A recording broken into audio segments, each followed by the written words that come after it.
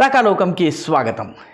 5 రాష్ట్రాల అసెంబ్లీ ఎన్నికల్లో ఎవరికీ అర్థం కానటువంటి అక్కడ మూడ్ ఎలా ఉందో చెప్పలేనటువంటి రాష్ట్రం ఏదన్నా ఉంటే అది ఛత్తీస్గఢ్. 2 విడతలుగా ఇక్కడ 90 సీట్లకు ఎన్నికలు జరిగినాయి. నవంబర్ 7న దక్షిణ ఛత్తీస్గఢ్లోని నక్సల్ ప్రభావిత క్షేత్రాల్లో పోలింగ్ జరిగితే నవంబర్ 17న నక్సల్ ప్రభావం లేనటువంటి ఉత్తర ఛత్తీస్గఢ్లో పోలింగ్ జరిగింది.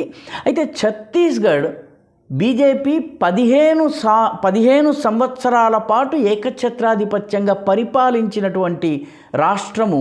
కానీ 2018లో ఎన్నికలు జరిగినప్పుడు బీజేపీ ఓడిపోయింది, ఘోరంగా ఓడిపోయింది.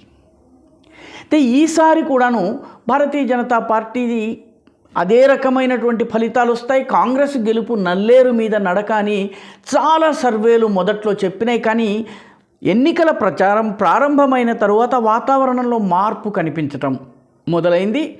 పూర్తిగా కాంగ్రెస్ ఏకపక్షంగా గెలిచేటటువంటి పరిస్థితి లేదు, బీజేపీ పుంజుకుంటోందన్నటువంటి లక్షణాలు కనిపించినాయి. ప్రధానమంత్రి నరేంద్ర మోదీ కూడాను చాలా విస్తృతంగా ప్రచారం చేశారు. ఛత్తీస్గఢ్కి చాలా సమయాన్ని కేటాయించారు. వాతావరణంలో కొంత మార్పు కనిపిస్తోందని చెప్పి చివరి దశల్ని అధ్యయనం చేసిన వాళ్ళు చెప్తున్నారు. అయితే ఛత్తీస్గఢ్లో 15 సంవత్సరాలు బీజేపీ అధికారంలో ఉన్నప్పటికీ బీజేపీకి కొన్ని ఇన్బిల్ట్ బలహీనతలు ఉన్నాయి. మొట్టమొదటిది, అవిభక్త మధ్యప్రదేశ్లో ఈ ఛత్తీస్గఢ్ ప్రాంతం ఏదైతే ఉందో ఈ వింధ్యాచల్ ప్రాంతం అంతా కూడాను కాంగ్రెస్కి కంచుకోటగా ఉంటూ వచ్చింది. కాంగ్రెస్ నాయకులు గెలుస్తూ వచ్చారు. విద్యాచరణ్ శుక్ల వంటి దిగ్గజ నేతలు ఈ ప్రాంతానికి చెందిన వాళ్ళు. బీజేపీకి మధ్యప్రదేశ్లో మిగతా మధ్య భారత్, మహాకోశల్, నేమార్ ఈ ప్రాంతాల్లో ఆధిపత్యం ఉండేది, కానీ ఈ ప్రాంతంలో అంత ఆధిపత్యం ఉండేది కాదు. అయితే ఛత్తీస్గఢ్ ఏర్పాటు తరువాత జరిగినటువంటి అన్ని ఎన్నికల్లో బీజేపీ విజయం సాధించింది.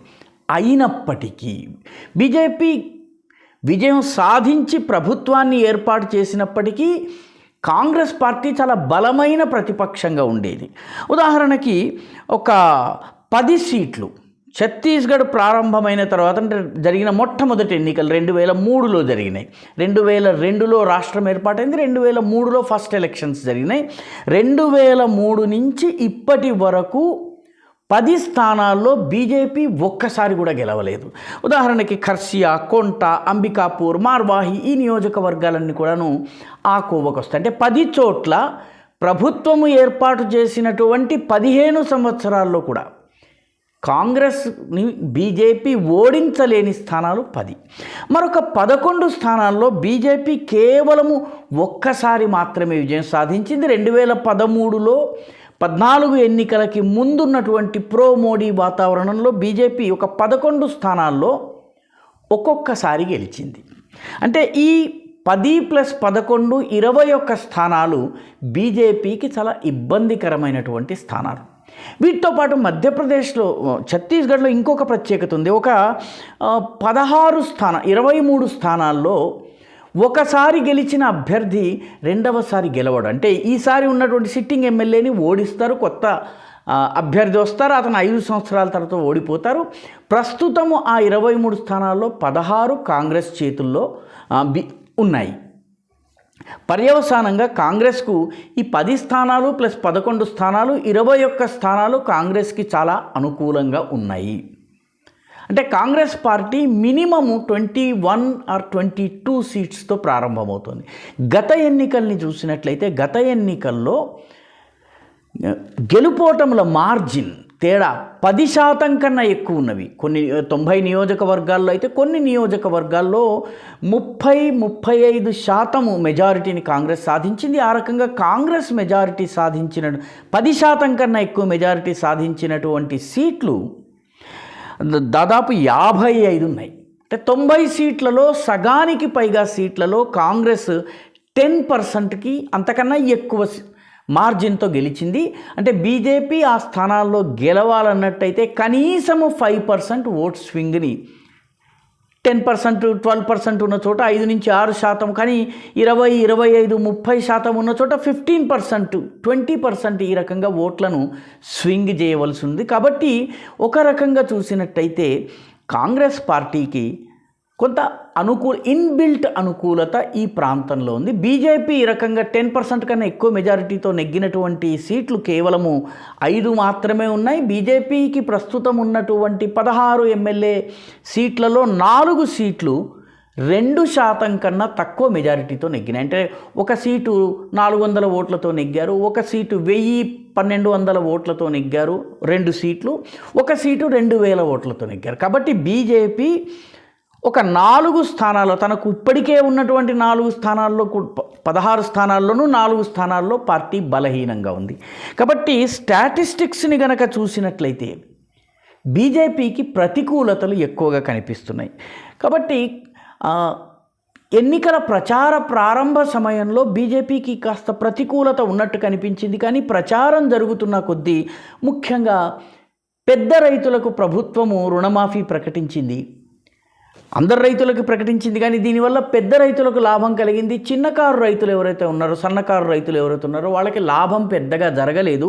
ఈ మధ్య కాలంలో ఈ కంపారిజన్స్ వస్తున్నాయి. మన దగ్గర కూడా రైతు బంధు వల్ల పెద్ద రైతులకు లాభం వస్తుంది, చిన్న రైతులకు అంతగా లాభం కలగటం లేదు అన్నటువంటి వాదన మన దగ్గర కూడా ఉంది. ఇదే రకమైన వాతావరణం అక్కడ ఉంది. రెండవది, నిరుద్యోగ సమస్య విషయంలో యువతలో చాలా నిరాశ ఉంది.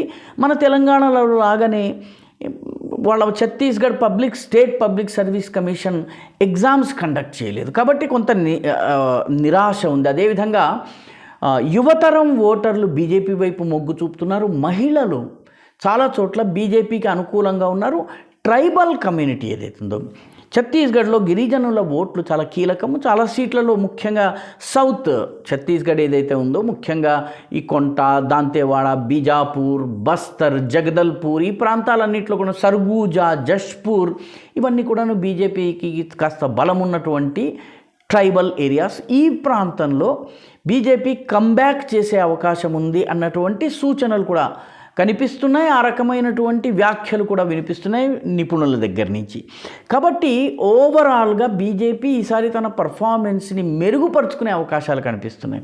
చాలామంది సర్వే చేసినటువంటి వాళ్ళు చెప్పే విషయం ఏంటంటే, సర్వేలో 2-3 మెథడ్స్ ఉంటాయి. ఒకటి డిప్ స్టిక్ మెథడ్ అంటారు. డిప్ స్టిక్ మెథడ్ అంటే బండిలో పెట్రోల్ ఎంత ఉందో చూడాలన్నట్టయితే ఒక చిన్న రాడ్ని లోపల పెడతారు. దాని ద్వారా ఏ మేరకు పెట్రోల్ ఉందో చూసి ఒక అంచనాకు వస్తారు. ఆ రకంగా డిప్ స్టిక్ మెథడ్ తోటి పైన కొన్ని ప్రశ్నలు అడిగేసేసి ఎస్ఆర్ నోలతో జవాబు తీసుకునే సర్వే మెథడ్ ఉంది. కానీ రెండవది డీప్ డైవ్ మెథడ్ అంటారు. ఈ డీప్ డైవ్ మెథడ్లో అడిగే 4-5 ప్రశ్నల తరువాత వాళ్ళతో కాన్వర్సేషన్ చేయటం మాట్లాడటం మొదలు పెడితే నెమ్మదిగా మహిళలు ఎటువైపు ఉన్నారు, పేద మహిళలు ఎటువైపు ఉన్నారు, నక్సల్ ప్రభావిత ప్రాంతాల్లో ప్రజల ఆలోచన ఏ రకంగా ఉంది, ఇలా కాన్స్టిట్యుయెన్సీ వైజ్ సామాజిక వర్గం వైజ్ మనకి సమాచారం వస్తుంది. అది చూసినట్టయితే బీజేపీ గణనీయంగా తన పరిస్థితిని ఇంప్రూవ్ చేసుకున్నట్టు కనిపిస్తోంది. అయినప్పటికీ ఓవరాల్గా చూసినట్టయితే కాంగ్రెస్కు ఇన్బిల్ట్ అడ్వాంటేజెస్ ఉన్నాయి. ప్రభుత్వంలో లేని 15 సంవత్సరాలు కూడా కాంగ్రెస్ బలమైనటువంటి విపక్షంగా ఉన్నటువంటి రాష్ట్రము ఛత్తీస్గఢ్. కాబట్టి ఫలితాలు ఎలా ఉంటాయన్నది డిసెంబర్ 3 వరకు ఎదురు చూడాలి. కానీ ఛత్తీస్గఢ్లో ఏదన్నా సర్ప్రైజ్ వచ్చేటటువంటి అవకాశం కూడా ఉంది. ఓవరాల్గా బీజేపీ చివరిలో తన పర్ఫార్మెన్స్ని ఇంప్రూవ్ చేసుకుందని చాలామంది పరిశీలకులు చెప్తున్నారు. ఏమవుతుందో చూద్దాం. ఈ వీడియో మీకు నచ్చినట్టయితే లైక్ చేయండి, షేర్ చేయండి, ఈ ఛానల్కు సబ్స్క్రైబ్ చేయండి. మీ అభిప్రాయాన్ని కమెంట్ల రూపంలో తప్పనిసరిగా పంపించండి.